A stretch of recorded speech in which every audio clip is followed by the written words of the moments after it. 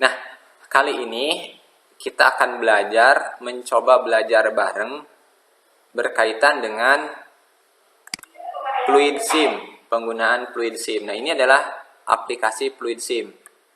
Yang makanya tadi Bapak bilang yang ingin punya aplikasinya boleh datang ke lab, ntar Bapak akan kasih. Oke. Jadi yang belum punya dan pengen boleh datang ke sini ya. Oke. Izin lagi itu yang masih ada suara-suara tolong di mute dulu biar kita aman. Oke. Terus awal pertama kita tinggal di klik new untuk membuat program yang baru, new. Oke.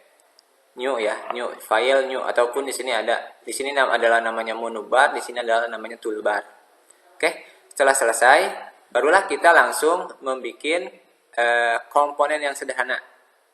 Nah, di sini sendiri untuk pneumatik yang telah kalian pelajari ada namanya supply elemen, ada namanya aktuator, ada namanya frekuensi usage cylinder, ada namanya valve, ada namanya konfigurasi direction valve, ada frekuensi one valve, mechanical operated, pneumatic operated, dan selanjutnya ya, ini banyak.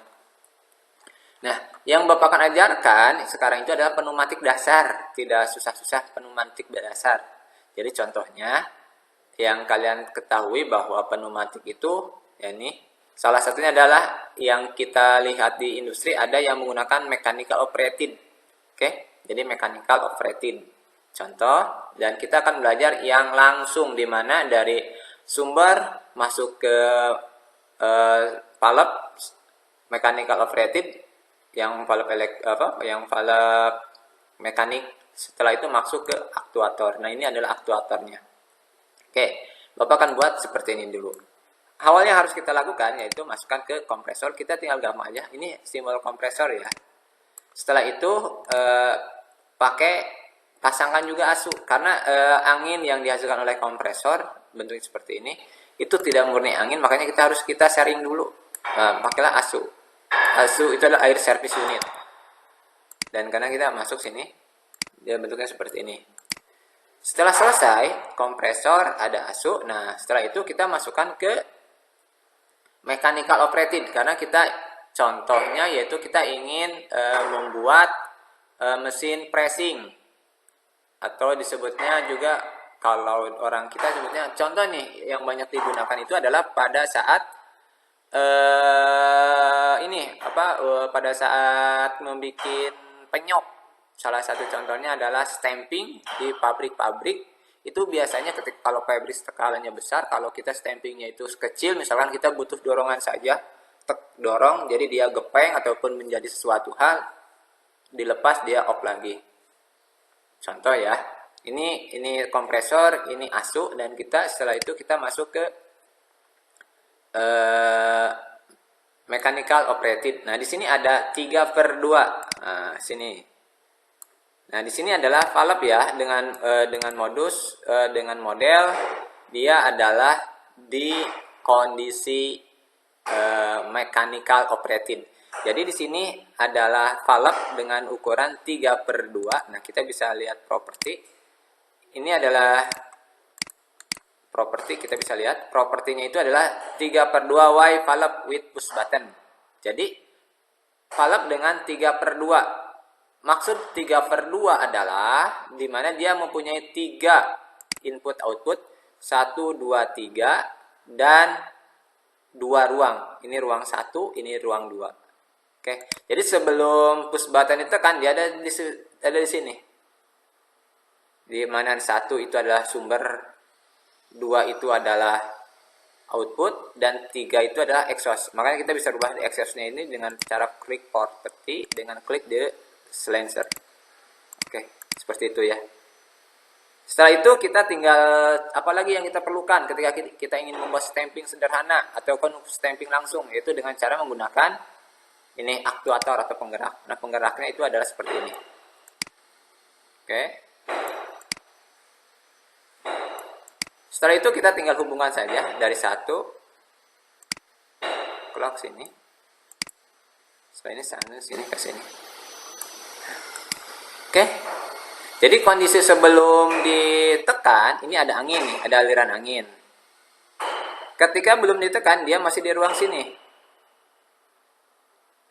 Setelah ditekan, dia akan berubah ke ruang sini. Karena dari satu, jadi kalau lihat satu, dari sini satu, dia kan tertutup ya.